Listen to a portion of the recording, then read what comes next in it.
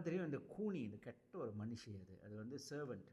அது வந்து எடுபிடி வேலை வச்சுக்கோமே, அதை சீஃப் எடுபிடி வச்சுக்கோமே அது. இந்த கைகேயிக்கு எல்லாம் பண்ணுறது இதெல்லாம் செய்கிறது.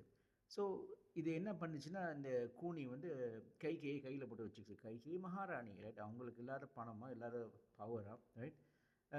So because Kaikeyi is a very simple woman. எது சொன்னாலும் நம்பிடுவாங்க.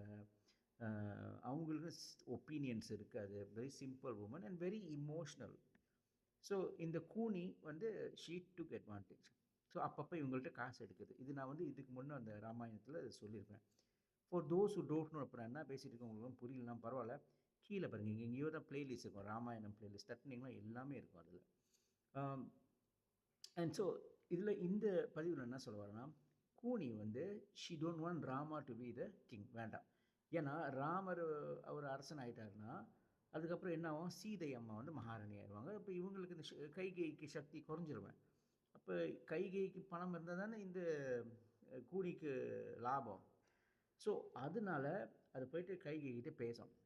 அதெல்லாம் உங்களுக்கு தெரியும். ஓகே, கைகேயிட்ட சொல்லிவிட்டு, நீ தசரதன் போயிட்டு உனக்கு 2 வரம் இருக்குது, அதை போய் கேளு. ஓம் பிள்ளை பரதன் தான் அரசன் ஆகணும், ராமர் காட்டுக்கு போகணும்னு சொல்லிட்டு அதெல்லாம் நம்ம பேசியாச்சு. பட் இதில் என்ன, இந்த பதிவில் என்னென்னா எப்படி அது ஸ்டார்ட் பண்ணிச்சுன்னு உங்களுக்கு சொல்கிறேன். இது வந்து சைட்டேஷன்ஸ் அஸ் ஆல்வேஸ் இருக்குது, நீங்கள் போய் செக் பண்ணிக்கலாம். அந்த கூனி போயிட்டு சொல்லும், தசரதன் ஒரு மோசமான ஒரு ராஜா. என்ன ராஜா இது, வாக்கு கொடுத்த இது இல்லை பாரு, உன் பையனை கரெக்டாக அனுப்பிட்டான், உன் புருஷன் கரெக்டாக பரதன் வந்து உன்னோட ஊருக்கே அனுப்பிட்டான். இப்போ பாரு ராமர் இந்த டைமில் ஆக்குறா பற்றியா, சூட்சமம் நடக்குதுன்னு ஒன்றும் வேலை செய்யலை. கைகேயி வந்து, ஓ நல்ல ஒரு கேள்வி, எனக்கு தெரியாத ராமர் வந்து யுவராஜன் ஆக போகிறான்னு தெரியல, ஓ சந்தோஷமான விஷயம், தேங்க்யூன்னு சொல்லிட்டு அவங்க இருக்கிறதுக்கு அந்த அந்த ஜுவல்ஸ்லாம் எடுத்து மந்திர அந்த கூனிக்கிட்ட கொடுப்பாங்க. கூனிக்கு இன்னும் கோவம் வந்துடும். நான் என்ன சொல்லிட்டு இருக்கேன், உனக்கு அறிவு இருக்கா?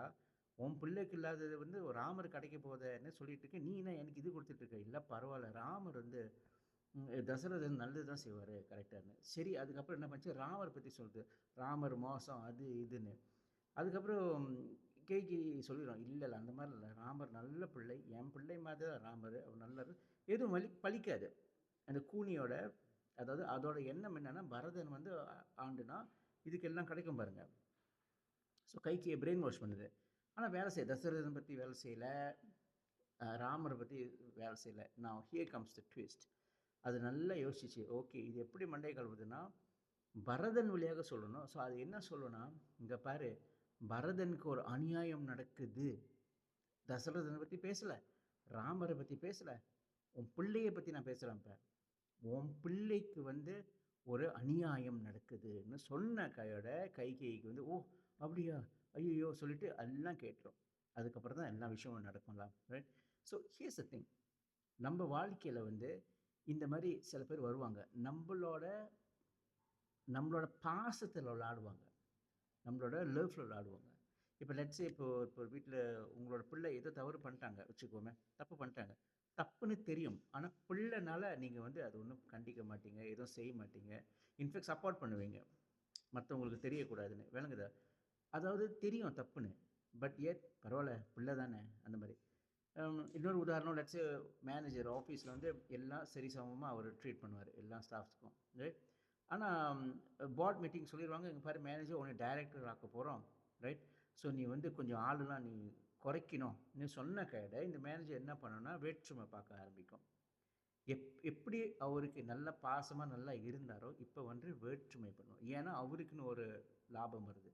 So the fact remains is that பாசத்தில் அந்த அடிப்படையில் நம்மள வாழ்க்கையில் இந்த மாதிரி விஷயங்கள் நடக்கும், இந்த மாதிரி ஆளுங்களாம் இருப்பாங்க. நம்ம தான் கவனமாக இருக்கணும். ஏன்னா பாசம்னு ஒன்று வந்துச்சுன்னா மற்ற எல்லாம் மறைச்சிடும். இந்த கைகேயி மாதிரி எல்லாம் மறைச்சிச்சு. பரதனுக்கு ஒரு கஷ்டம் வருதோ, ஐயோ என் பிள்ளைக்கு கஷ்டம் வருதேன்னு சொல்லிட்டு என்ன வேணால் பண்ணலாம் அந்த மாதிரி. ஸோ இது ஒரு நல்ல ஒரு செய்தி நினைக்கிறேன். உங்களுக்கு பிடிச்சிருந்தா ஷேர் பண்ணுங்கள். வணக்கம்.